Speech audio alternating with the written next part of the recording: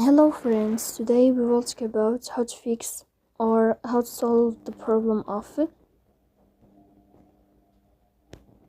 application of TikTok. You will go to settings. Here you will click on apps, default apps, app settings. On above you will search about TikTok and you will click. Here in this page of app info you will go to first stop and you will click OK.